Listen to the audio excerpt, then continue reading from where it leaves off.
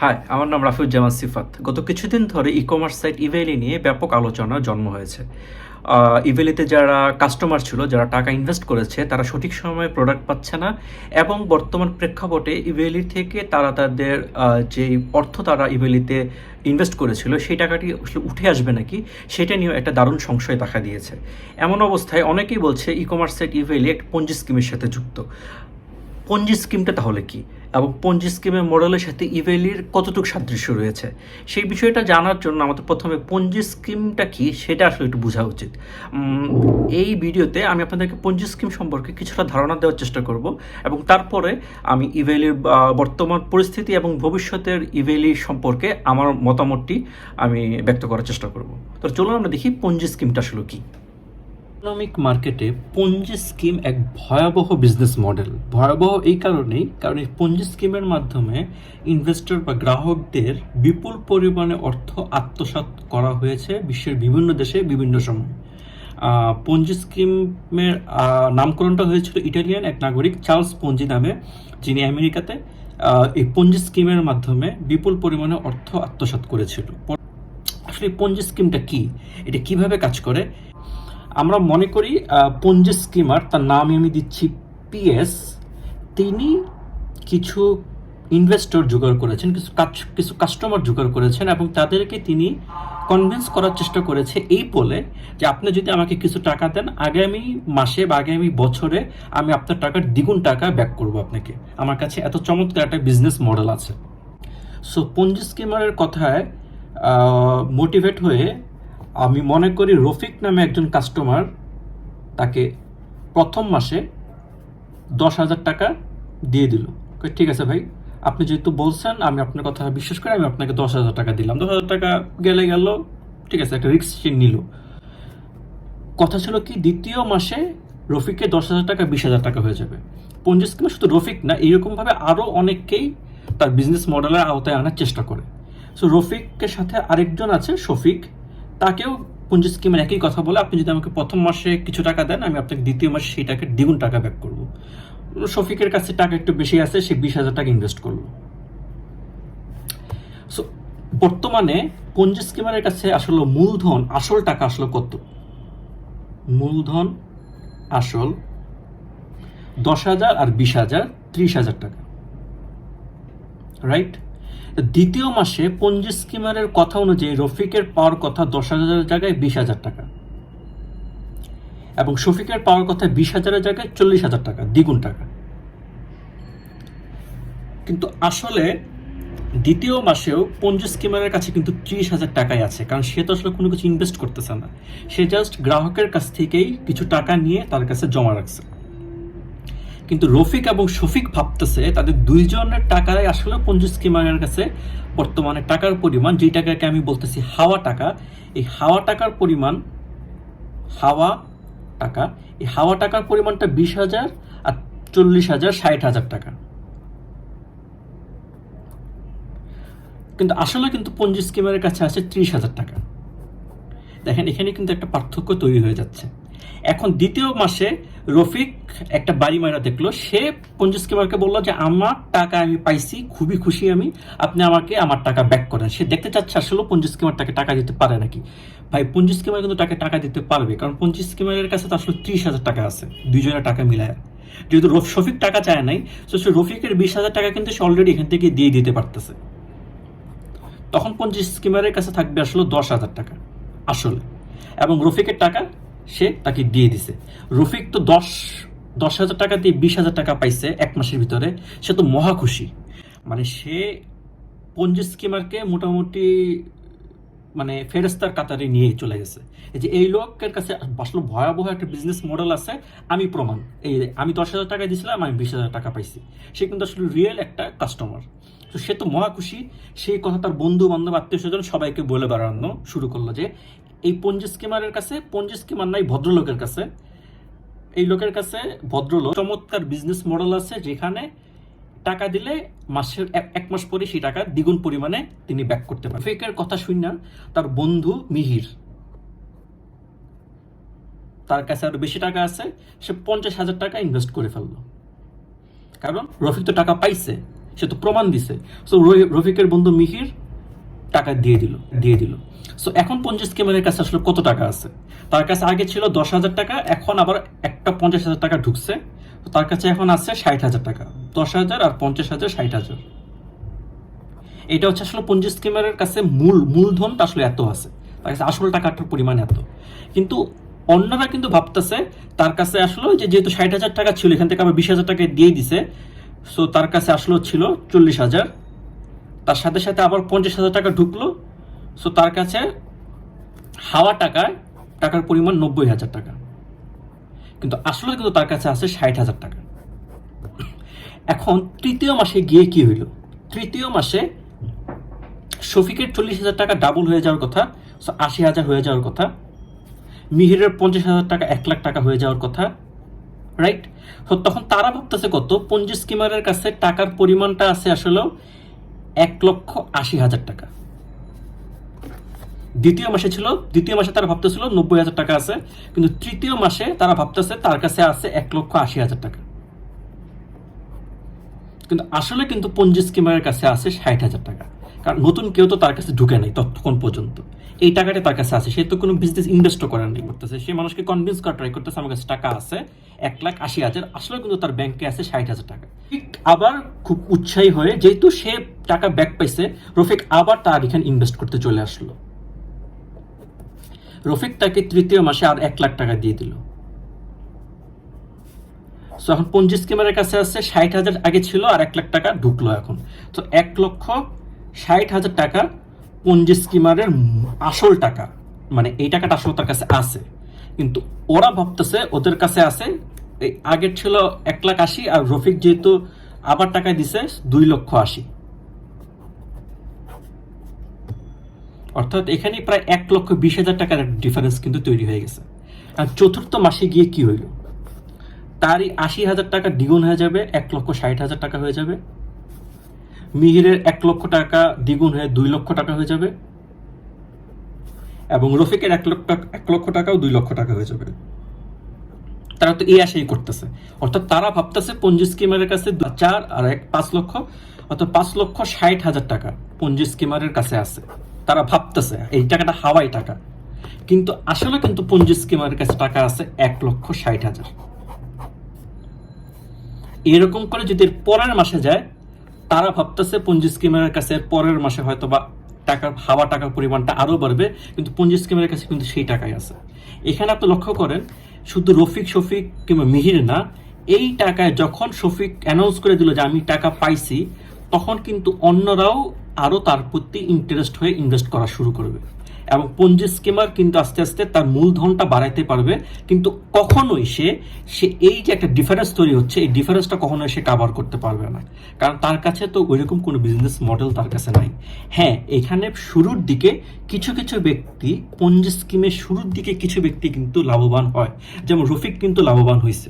লাভবান হওয়ার ফলেই কিন্তু সে দ্বিতীয়বার আবার ইনভেস্ট করছে। পঞ্জি স্কিমটা কখন ভেঙে পড়বে?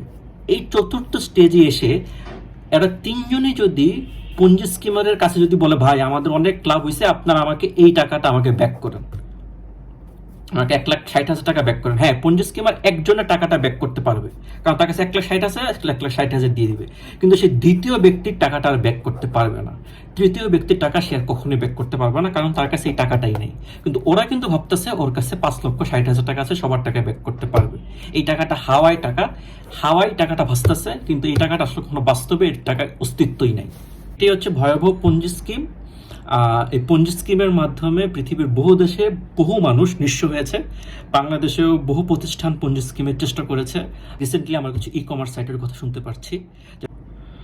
সো পঞ্জি স্কিমের পুরো ঘটনাটা এখানেই ছিল। আমি আশা করছি আপনারা এই ব্যাপারটি সম্পর্কে এখন অনেকটাই ক্লিয়ার। তাহলে আপনার পঞ্জি স্কিম মডেলটা সম্পর্কে মোটামুটি একটা আইডিয়া পেয়ে গেলেন। এখন পঞ্জি স্কিমের সাথে ইভেলির সাদৃশ্যটা আসলে কোথায়?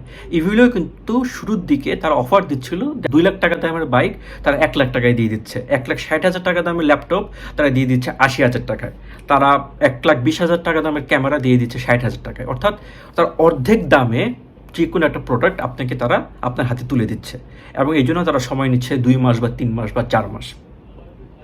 তো লক্ষ্য করেন, এখানে পঞ্জি স্কিমের শুরুতেও কিন্তু কাস্টমারদেরকে দ্বিগুণ লাভের আশা দেওয়া হচ্ছিল এবং পঞ্জি স্কিমের শুরুতে মানে ফার্স্ট লেয়ারে যারা ছিল তারা কিন্তু লাভবান হতো। পঞ্জি স্কিমের যে সবাই লসে পড়বে ব্যাপারটা তা না, শুরুর দিকে যে ইনভেস্ট করতো এবং যারা শুরুর থেকে টাকাটা উঠিয়ে নিয়ে আসার চেষ্টা করতো তারা কিন্তু ঠিকই তাদের টাকাটা লাভসহ উঠিয়ে আনতে পারতো। এবং এখানে হচ্ছে মেইন ক্যাচটা, তারা যখন তাদের প্রফিটটা তুলে নিয়ে আসতে পারতো অল্প সময়ে, তার ফলে কিন্তু জনমনে একটা পারসেপশন তৈরি হয় যে হ্যাঁ এখানে একটা খুব একটা ভালো বিজনেস মডেল, এই মডেলে দিলে সে টাকা পেয়েছে সুতরাং আমিও পাবো। ইবিলের ক্ষেত্রেও তাই হয়েছে। 2 লাখ টাকাতে আমার বাইক যখন 1 লাখ টাকা একজন পেয়ে গেল, তখন তার বন্ধু এবং আত্মীয়দের মধ্যে এই পারসেপশন তৈরি হলো যে না, ইবিলিতে একটা চমৎকার বিজনেস মডেল আছে, একটা মাস্টার মাইন্ড একটা বিজনেস মডেল এই ভদ্রলোক দ্বারা করাইছে, যেখানে আমি অর্ধেক দামে যে কোনো প্রোডাক্ট পেয়ে যাচ্ছি। এবং সেই ভরসাতেই কিন্তু second layer, third layer, fourth layer এরকম করে বিভিন্ন লেয়ারে মানুষ কিন্তু ইনভেস্ট করতেছিল এবং প্রোডাক্টের জন্য টাকা পয়সা দিচ্ছিল।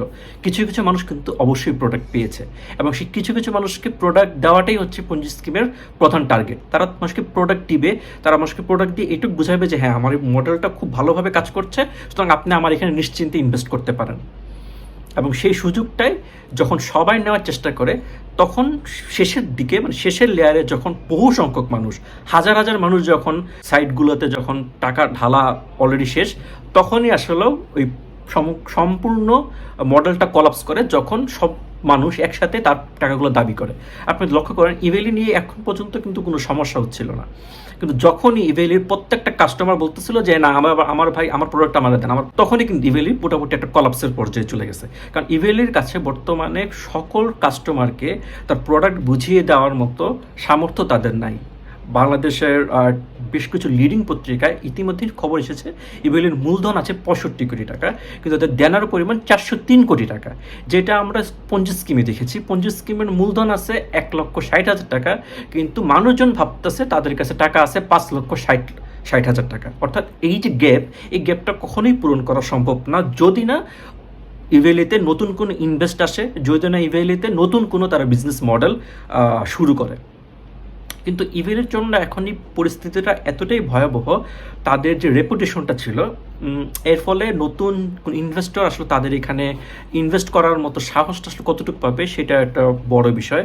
তার চেয়েও বড় বিষয় ইভেলের সাথে যে ব্র্যান্ডগুলো যুক্ত ছিল, তাদের যে সাপ্লায়াররা ছিল, তারাও কিন্তু ধীরে ধীরে ইভেলের কাছ থেকে সরে আসতেছে। শুধু তাই না, বাংলাদেশের বিভিন্ন ব্যাংক ইতিমধ্যে ইভেলের সাথে তাদের কার্যক্রম স্থগিত ঘোষণা করেছে। তারা তাদের গ্রাহককে ইতিমধ্যেই জানিয়ে দিয়েছে তাদের কার্ড ব্যবহার করে ইভেলি থেকে কোনো ধরনের পারচেস এই মুহূর্তে করা সম্ভব হচ্ছে না। এই ধরনের পদক্ষেপগুলো ইভেলির সামনের পথ চলাকে আরও অনেক বেশি পরিমাণে বাধার সম্মুখীন করবে। যেমন ইনভেস্টরদেরকে অনেকেই দায়ী করার চেষ্টা করতেছে, বা ইভেলের ক্ষেত্রে ইভেলের কাস্টমারদেরকে বলতেছে যে বেশি লোভ করছে, অতি লোভে তাঁতি নষ্ট, হ্যান ত্যান। এখানে একটা কথা মনে রাখতে হবে, পৃথিবীর সকল দেশেই মানুষ সবসময় চায় কম দামে একটা ভালো জিনিস কিনতে।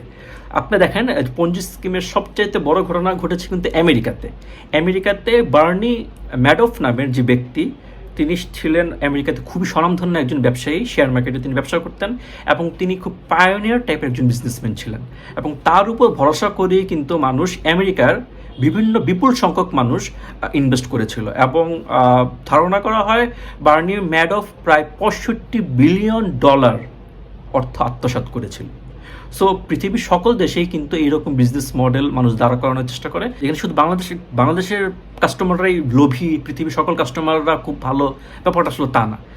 এখানে আমরা যদি বলতে পারি কাস্টমার আসলে একটা বিজনেস মডেলকে তারা বিশ্বাস করেছিল এবং তারা দেখেছিল যে হ্যাঁ শুরুর দিকে কিছু মানুষ লাভবান হচ্ছে, তো তারা ভরসা করেছিল তাদের সাথে। ইভেলির সাথে আমরা দেখতে পারতেছি বাংলাদেশের টপ যে ব্র্যান্ডগুলোকে আমরা সবাই চিনি, সেই ব্র্যান্ডগুলো কিন্তু ইভেলির সাথে জয়েন্ট পার্টনারশিপে বিজনেস করতেছিল। সো মানুষের ভিতরে স্বাভাবিকভাবে একটা ভরসার জায়গা তৈরি হয়েছিল। বাংলাদেশে যারা বিভিন্ন ধরনের পাবলিক ফিগার, সেসব সেলিব্রিটিরাও কিন্তু ইভেলির সাথে যুক্ত হয়েছিল। তাই একটা সাধারণ মানুষের পক্ষে কখনোই এটা ভাবার কোনো কারণ নেই যে না, এই মানুষগুলো যেহেতু আছে, এই চেনা মুখগুলো যেহেতু আছে, এত বড় বড় সেলিব্রিটি যেহেতু এর সাথে আছে, সো এরা হয়তো বা মানে ধান্দাবাজ কিছু হবে না। এখানে যদি কেউ আসলে অপরাধী হয়ে থাকে, তাহলে অপরাধী হচ্ছে যারা এই বিজনেস মডেলটা তৈরি করছে, অর্থাৎ সেই ই কমার্স সাইটের যে হেড মানে টপ পজিশনে যারা আছেন, তারাই হচ্ছে এই বিজনেস মডেলের সাথে পুরোপুরিভাবে যুক্ত। এখানে আরেকটা কথা বলে রাখা প্রয়োজন, আমাদের যারা সেলিব্রিটি আছেন, মানে যাদের কথাগুলো মানুষ গুরুত্ব দিয়ে শুনে এই ধরনের কার্যক্রমের সাথে যুক্ত হয়, তখন মানুষ কিন্তু খুব সহজেই তাদের উপর ভরসার স্থানটা রাখে। আজকে বাই এনি চান্স ইভেলির যদি বিজনেস মডেলটা যদি পুরোপুরি মাত্রায় ভেঙে যায়, তাহলে সেই সব সেলিব্রিটি যারা ইভেলিকে পাবলিক ইনফ্লুয়েন্স যারা তৈরি করেছে, তাদেরকে আসলে কোনো দায়ী নেই।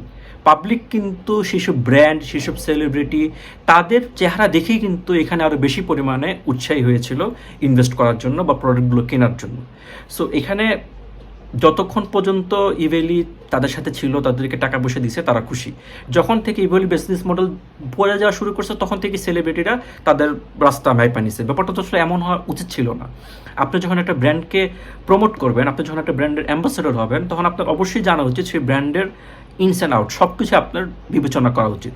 তখন সেই ব্র্যান্ডের যদি কোনো ক্ষতি হয়, তারও দায়িত্ব আপনারও নেওয়া উচিত। কারণ আপনি তো সেই ব্র্যান্ডকে প্রমোট করছেন, আপনার কথার উপর ভরসা করেই তো হাজার হাজার মানুষ, আমি এমন অনেক মানুষকে চিনি যারা তাদের প্রায় সব কিছু সেখানে ইনভেস্ট করে দিছে। আজকে যদি তারা তাদের টাকাটা না পায়, এই দায়ভারটা কে নেবে? আমি মনে করি এই দায়ভারটা সেই প্রতিষ্ঠান এবং সেই প্রতিষ্ঠানের সাথে যারা যুক্ত তাদের সকলের উপরই বর্তায়। এখানে আরেকটি কথা বলে রাখা প্রয়োজন, সেটা হচ্ছে যে আমাদের যে ব্র্যান্ডগুলো আছে যারা ইভেলির সাথে যুক্ত হয়েছিল, এখন তারা বলতেছে যে না, তারা গিফট কার্ড বা হ্যান এগুলো তারা স্থগিত করে দিয়েছে। এই ব্যাপারটা আমার কাছে খুবই অদ্ভুত লাগছে এই কারণে, কারণ আপনারা কিন্তু ইভেলির সাথে MOU সাইন করেছেন, একটা চুক্তিবদ্ধ সাইনের মাধ্যমে আপনারা ইভেলিতে আপনাদের প্রোডাক্টগুলো সেল করতেছিলেন। আজকে যখন একটা সমস্যা তৈরি হচ্ছে, আপনারা আপনাদের মতো করে বললেন যে না, আমরা আর বিজনেস করবো না। কিন্তু আপনাদের ব্র্যান্ডের উপর ভরসা করেই কিন্তু কাস্টমাররা তাদের টাকাগুলো সেখানে ইনভেস্ট করেছিল। আমি এখানে অনেকগুলো ব্র্যান্ড, বাংলাদেশের খুব বড় বড় কিছু ব্র্যান্ড আছে যারা হঠাৎ করে বলতেছে তাদের গিফট কার্ডগুলো তারা আর ইউজ করতে দিবে না। কিন্তু আপনাদের গিফট কার্ডগুলো আপনারা কেন ইউজ করতে দিবেন না? মানুষ কিন্তু আপনাদের ব্র্যান্ডের উপর একটা ভরসা রাখছিল যে না, এই ব্র্যান্ডটি তো আছে, এই ব্র্যান্ডটি তো তার সাথে যুক্ত হয়েছে, তাহলে আমি এই ব্র্যান্ডের উপর ভরসা করে আমি কিছু টাকা দিতে পারি এই ব্র্যান্ডের কাছ থেকে, তাহলে আমি একটা গিফট কার্ড বা এই ব্র্যান্ডের কাছ থেকে তাহলে আমি প্রোডাক্টটা পাবো। আজকে যখন সেই প্রোডাক্টটার জন্য সে টাকা দিয়ে দিচ্ছে, তখন আপনি বলতেছেন না ভাই, আমি এর মধ্যে নাই, আপনারা ইভেলিকে ধরেন। কেন? ব্র্যান্ড হিসেবে তো আপনারও দায়িত্ব আছে, কারণ আপনি তো সেই ইভেলির সেই কমার্স সাইটে তো আপনি অংশগ্রহণ করছিলেন। আজকে যদি ইভেলি যদি অপরাধী হয়, তাহলে সেই ব্র্যান্ডগুলো কেউ অপরাধী না? কথাটা তারা ইথিক্যালি আমার মনে হয় তারা বলতে পারে না। এখানে ব্র্যান্ডগুলোরও জবাবদিহিতার বিষয় অবশ্যই আছে। আমি শেষ করতে চাই আরেকটা ছোট একটি পয়েন্টে দিয়ে। একটা কথা আমাদের ভুলে গেলে চলবে না, ইভেলিতে অনেক এমপ্লয়ি আছে। ইভেলি মানে কর্মসংস্থানের জন্য ইভেলি বেশ কিছু এমপ্লয়ি নিয়োগ দিয়েছিল। এখানে অনেকে হয়তো ইভেলির থেকে অর্থ না পেয়ে বা বিভিন্ন কারণেই হোক, সেই সব এমপ্লয়িদেরকে হয়তো বা বিভিন্ন ধরনের কথাবার্তা বলছে। আসলে লো লেভেলে যারা এমপ্লয়ি আছে, তারা আসলে টপ লেভেলের বিজনেস সম্পর্কে এতটুকু ভালো তাদের আইডিয়া থাকার কথা না। সো আমার মনে হয় এমপ্লয়ি যারা আছে, ওদের উপর চাপ প্রয়োগ করাটা আসলে কোনো ভালো ডিসিশন আমার মনে হবে না। আপনাদের যদি চাপ প্রয়োগ করতে হয়, তাহলে ইভেলির টপ পজিশনে যারা আছেন, এই ব্র্যান্ডগুলোকে যারা প্রমোট করেছেন এবং ইভেলির সাথে যেই ব্র্যান্ডগুলো যুক্ত ছিল, আপনাদের তাদেরকে আসলে প্রশ্ন করা উচিত। কারণ একটা ব্যক্তিও যদি টাকা দেওয়ার পর তার প্রোডাক্ট না পায় বা সেই টাকা যদি ব্যাক না পায়, তাহলেই সেটার ভোক্তার অধিকার ক্ষুণ্ণ হয়েছে। ইভেলিকে অবশ্যই প্রত্যেকটি কাস্টমারের টাকা ফেরত দিতে হবে অথবা তাকে প্রোডাক্ট দিতে হবে। যদি একটা প্রোডাক্টও মিস যায় বা একটা কাস্টমারও যদি প্রোডাক্টটা না পায়, তার সমগ্র দায়ভার ইভেলির নিতে হবে, ইভেলির সাথে যুক্ত ব্র্যান্ডগুলোর নিতে হবে এবং ইভেলিকে যারা প্রমোট করেছে এতদিন যাবৎ, যাদের কথার উপর ভরসা করে মানুষজন ইভেলিতে টাকা দিয়েছে, তাদের সবাইকে নিতে হবে। আমি আমার ভিডিও শেষ করছি। ভিডিও শেষ করার আগে আরেকটা ছোটো কথা আমার মনে হয় বলা উচিত। বর্তমানে ই কমার্সের একটা বিশাল একটা বিজনেস সারা পৃথিবীতেই চলতেছে। পৃথিবীর বিভিন্ন দেশ বাংলাদেশে তাদের বিজনেস চালু করার চেষ্টা করতেছে। আমি কখনোই চাবো না যে বাংলাদেশের লোকাল যে ব্র্যান্ডগুলো আছে বা লোকাল যে সাইটগুলো আছে তারা বিজনেস না করে বাইরের কোম্পানি এসে বিজনেস করুক। আমি অবশ্যই চাবো বাংলাদেশের লোকাল যে সাইটগুলো আছে তারা তাদের বিজনেসগুলো করুক, কিন্তু চালু করার আগে আপনাকে অবশ্যই আপনার কাস্টমারদের সকল ধরনের অর্থ পরিশোধ করতে হবে। তার যে প্রোডাক্টে সে পায় সেই প্রোডাক্টে পরিশোধ করার পরই আপনাদের বিজনেসটা চালু করতে পারবেন। এগুলি সবচেয়ে প্লাস পয়েন্ট হচ্ছে তাদের কাছে একটা বিশাল সংখ্যক কাস্টমার আছে। এই কাস্টমারটা দিয়ে তারা অনেক ভালো কিছু করা তাদের পক্ষে পসিবল। সবাইকে ধন্যবাদ, ভালো থাকবেন। আমি রাফিউজ্জামান সিফাত আজকের মতো এখানে বিদায় দিচ্ছি।